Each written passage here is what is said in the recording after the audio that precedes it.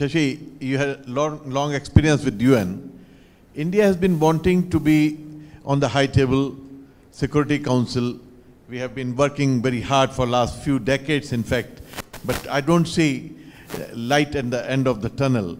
Why that is happening? And today, with the change in the whole character and with the Cold War, end of Cold War, is it really important to be there, to be permanent member of the Security Council? And if we do become member of the Security Council, what are we going to gain, and what are the impediments in that process?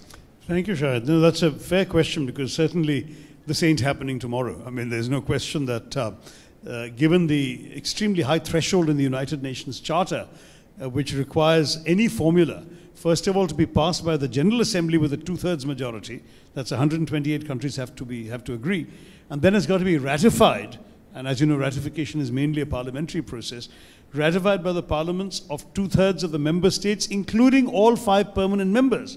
So you need a formula that is not only acceptable to 2/3 of the world, but that is also acceptable to the 5 permanent members whose powers you're trying to dilute.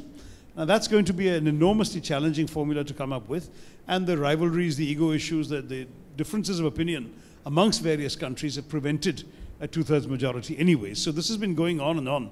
I remember then Secretary General Boutros Ghali saying in '92 that he hoped that a formula would be found in time for the 50th anniversary of the UN in 1995. Well, the 70th anniversary is coming by this year, and we're still nowhere close to a formula, and I suspect 75 will also come at that stage. But you ask an important question: what will it change for us? I think it's principally a question of only recognition of a different status in the world, nothing more. It carries with it some implications. The first implication is that we will have to take a more active position on some international issues in which of late we have preferred to be silent. Because when you're on the Security Council as a permanent member, there is no question of either indifference or abstention or whatever. You need to care, you need to be equipped, informed, and have a view.